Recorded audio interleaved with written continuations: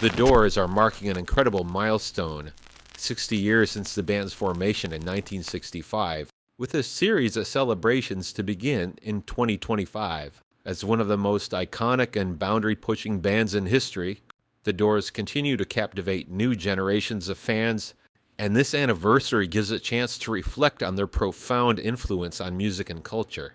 The band's journey began in Venice Beach in the summer of 1965 when Jim Morrison and Ray Manzarek, both film students at UCLA, had a fateful conversation that led to the formation of the Doors. With Morrison's haunting poetry, Manzarek's innovative keyboards, Robbie Krieger's guitar mastery, and John Densmore's jazz-influenced drumming, they quickly became a unique force on the Sunset Strip, eventually recording their debut groundbreaking album in 1966.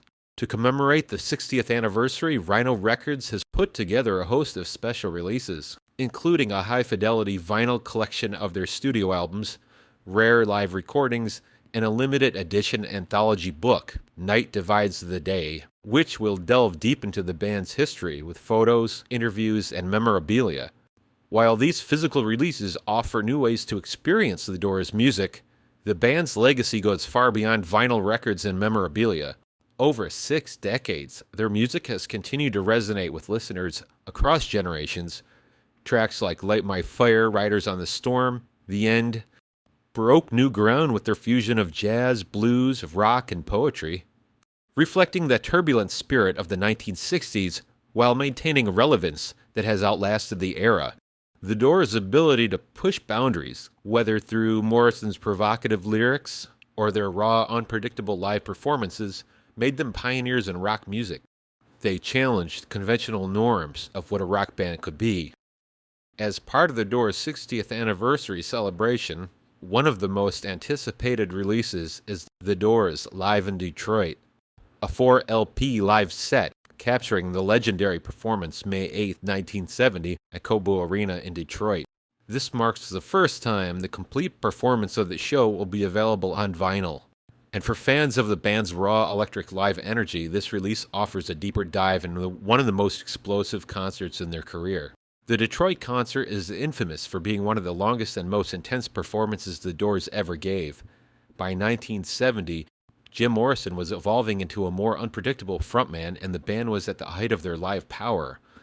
Unlike their earlier, more polished studio work, the Detroit show captures the Doors at their grittiest and most unrestrained.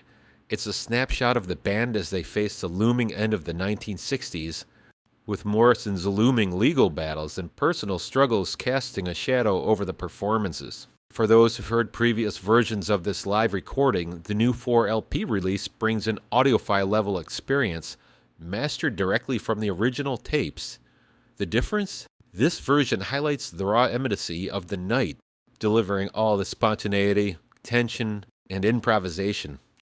You can hear everything from Manzarek's swirling organ solos to Robbie Krieger's piercing guitar lines, all anchored by John Densmore's jazz-like drumming and Morrison's commanding vocal presence. The concert itself is a wild ride, known for its extended jams and improvisations. The show features rare, lengthier versions of tracks like Light My Fire and a cover of Bo Diddley's Who Do You Love, which were known to stretch far beyond their studio counterparts.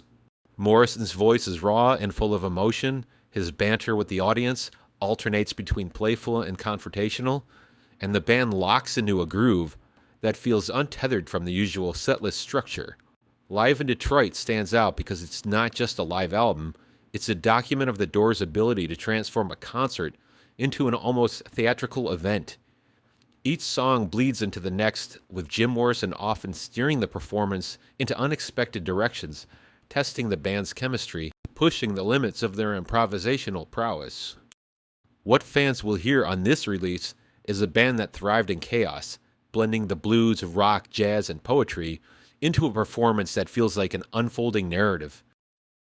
We do have an original concert review in our archives from this show, a first-hand account from someone who was in the audience at Cobo Arena.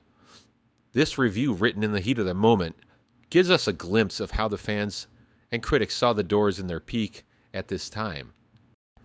Keep in mind the electricity and intensity that filled the room that night, with Jim Morrison commanding the stage and the band firing on all cylinders. To the dismay of the promoters of the Cobo Hall officials, the Doors presented one of the best concerts to try to see in a long time Friday night. Contracted and licensed to play until midnight, Jim Morrison, the unofficial leader of the Doors, decided they'd go an extra hour. "Don't let them push us out," Morrison said to the throngs of people gathered at his feet around the stage. And they didn't. The concert went on until Morrison decided it was all over, and the security guards in Cobo went into overtime. The Doors' music and magic took over the night as well as the crowd. Forgotten was the superb show already put on by the opening act, Blues Image. Even John Sebastian, a well-known and loved talent in his own right, was dismissed. Hampered by sound problems, Sebastian was disturbed upon leaving the stage and didn't return for an encore. One of Sebastian's people was heard to say, "With all the thousands of dollars of equipment and they can't even amplify one man's acoustic guitar." The acoustic guitar is important to Sebastian and he was forced to stick to his electric. But it was only Sebastian who was disappointed, not the crowd. But sound didn't even bother the Doors. Everything went well with them, and much of the praise for that should go to the Doors themselves. Their musicianship is one of the highest quality, and their professionalism is obvious. Nothing phases them. Morrison hung on to the microphone stand for the most part, although he occasionally went into an odd dance.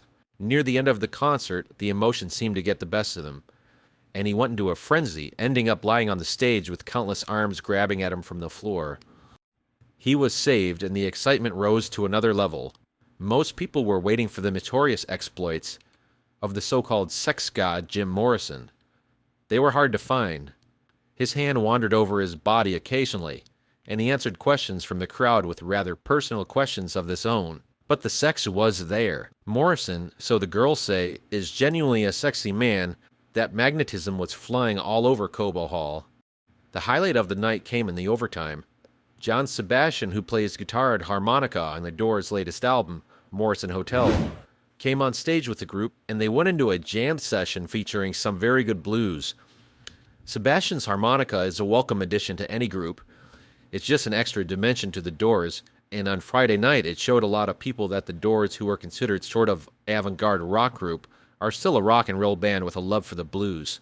They felt what they were singing just as much as they felt the music in their hits.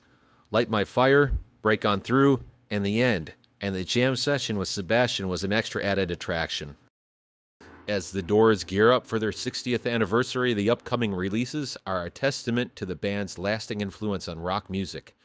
From the Live in Detroit 4-LP set to the new anthology book and vinyl reissues, these celebrations offer a chance for fans, both new and longtime, to experience the band's music in fresh ways. The energy and creativity that defined the Doors in the 60s and 70s remain just as powerful today, ensuring their music stays as vital and captivating as ever. This anniversary is a reminder of what made the Doors stand out and why their sound still resonates after 6 decades.